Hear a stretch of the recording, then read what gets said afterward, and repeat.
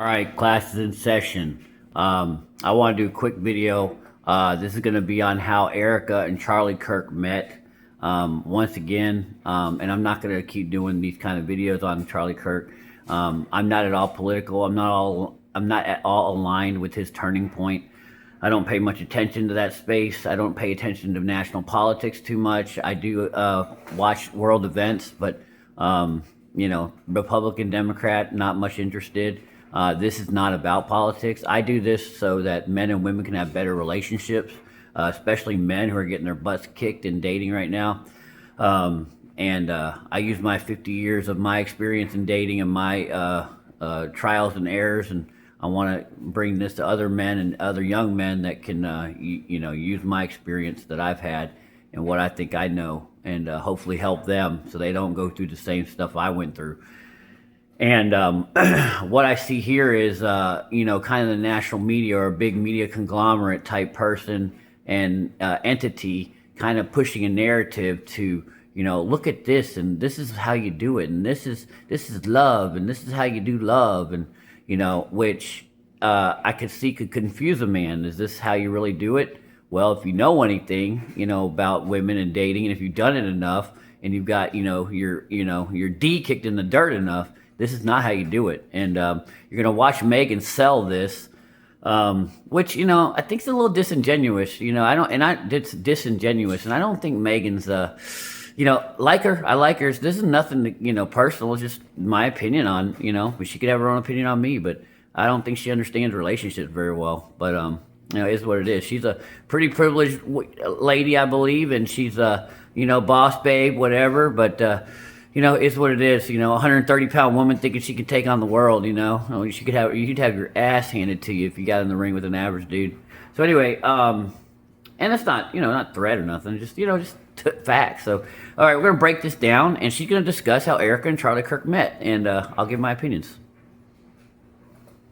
In the video, they talk about how they met at Turning Point. Erica was actually seeking a job. She was living in Manhattan at the time, and she was seeking a job, and Charlie said, he sent her a text, I guess, saying, I'll meet you at, I think he said... Real quick, I know where I used to work, Houston Police Department, for 22 years, was a law enforcement officer. Fraternization, I'm not saying that the best, but basically, dating women at work, it's a lot of times frowned upon, because there's many things that can happen. Megan's already saying how this is beautiful. This young woman is wanting a job at Charlie Kirk, who is the CEO of the organization where she wants a job, and he's going to go ahead and conflate a job interview with a date request. Gentlemen, that's the way to get charged. I'm sorry, Megan. First of all, that's a way to get a sexual harassment lawsuit. If you're a HR hiring person, I don't know what they would be called, but recruiter or whatever, you're the one that does the personnel, and you're bringing, let's say you're a man and you're bringing women in, and you're like, hey, we have an interview, and you're only bringing hot women in, and you're like, okay, that really wasn't an interview. That was me asking you for a date. And I think women would be quite offended, So anyway, let's keep going. Burgers in New York, where he didn't. So, Charlie, real quick, Charlie's going to fly from Arizona to Manhattan to go do a job interview, a fake job interview, apparently. He's in Arizona, and she said she'd been living in Manhattan for years. She'd never even heard of Bob's Burgers or Bill's Burgers. Same, by the way. And but she said, okay, fine. She wanted the job, so she and Charlie met. She wants the job. And sat there for 3 hours talking. 3 hours. Okay. And she's thinking she's on a job interview the whole time. Really? It cuts to him sort of being like, I moved past whether I wanted to hire her and moved on pretty quickly to whether I wanted to date her. And wow. At the end, she said something like, did I get the job? And he said, no, I don't want to hire you. And yeah. I think, I'm not a lawyer, I'm not, but I don't think best practices at any employment agency or whatever, any payroll, I don't know, personnel expertise, you don't go on a 3-hour fake interview. You don't travel all the way to New Manhattan from Arizona to interview this beautiful woman. Erica's beautiful, I believe. Just showing respect, nothing wrong with that. And you have this, and she thinks she wants the job. You know, that's why she said, Megan just, that's why she's meeting him. And then he says, yeah, I pretty much, Megan, newsflash, you know, Charlie moved on from realizing this was a job interview to realizing he wanted to date her. Megan. She's a hot bitch. Yeah, he knew when he saw her picture, he wanted to date her, bang her, whatever. So this little fake job interview, bad idea. I mean, I'm just saying, I know, you know, I get it, it's his company, but dude, that's problems right there. So let's see. So she says, did he get the job? Let's see, hold on. Okay, she already had a job, so she was like, okay, I'll just keep doing my current job. And he said, I want to date you. And she said something to the effect of, can I think it over? And he said, sure, you can think it over until tomorrow. All right, not a good answer. They've had 3 hours to talk. If you've ever been on a date with a woman, they know within about 10 seconds whether you're just that hot, you know, mess they want to deal with, the, you know, the alpha Chad. They know right away. They can feel it when you show up. And as within a 3 hour date, oh, they should be feeling you. I mean, you've been on a date for 3 hours. If that woman was about you, and at the end of your fake job interview, you're saying, no, I want to date you. And she's like, yeah, can I think about it? Give me a night?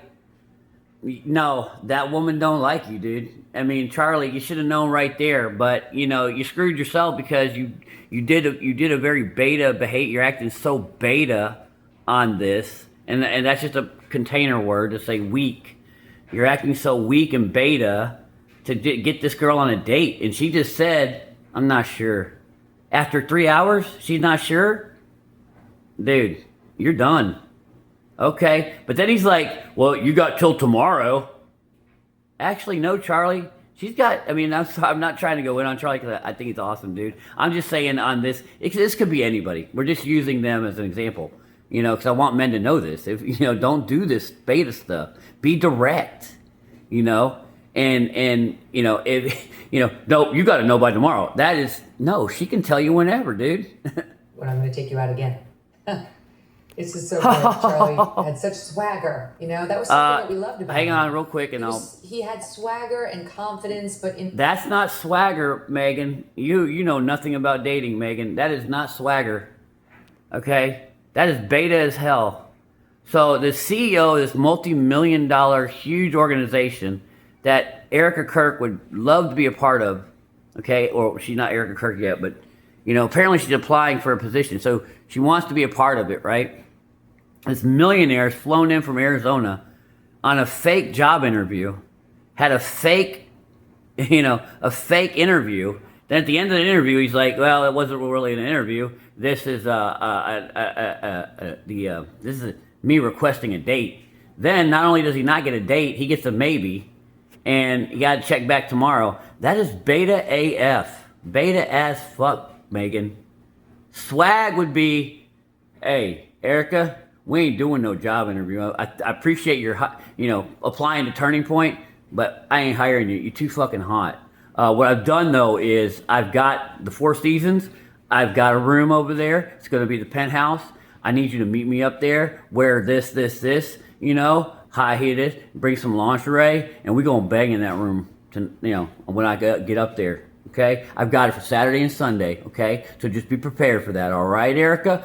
All right, Daddy's coming to Manhattan. Okay, baby. All right, see you at 7 on Saturday. I made that up, but that's swag. That's swag.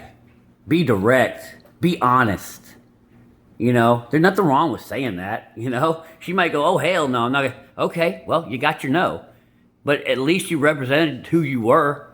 I mean, you know, just for the last example, I'm the playa. I'm the guy who's gonna come bang. You know, now you know who I am. I'm not the fake CEO or CEO doing a fake job interview.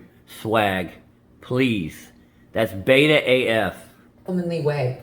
I played that soundbite the other day of him on Courtship. You know, when he was talking to those two young podcasters on. Well, we ain't listening to nothing about him on Courtship because he just did this pathetic, almost chargeable offense. Pay for the first date as the guy. When you are courting a woman, that the money you save is not worth the honor you sacrifice. And I guarantee you, he paid at Bill's Burgers, and that he paid the next night too. Yeah, because betas pay. Because he was a gentleman. He was an old school gentleman. And by the way, this is one of those things that people give Charlie a hard time for. He used to say they were living a Christian life. I mean, deeply Christian, both of them. And he said on I think more than one occasion that I heard publicly, women submit to your husbands. Yeah. Oh, well, that drove leftists. It drives you crazy, Megan. You're going to say it here in a minute. Now, I am not living that kind of a life. So I it don't drives live like that with Doug. I don't submit to Doug. Exactly. Like we kind of both submit to each other. That's a woman trying to explain BS. You just said, see, this is how she doesn't understand relationships. By the way, your husband, Doug, Megan, could make you submit. You little 130-pound nothing. You ain't got a chance. And Megan, have you ever done missionary? I'm not trying to be rude. The missionary position is a submissive position. And you probably feel pretty good in that position. Do you want your husband in that position? You want to take turns doing that? Because you're in a submissive position. Have you ever done the dog style, Megan?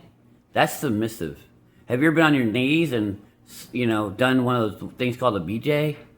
That's submissive. You do submit in the bedroom.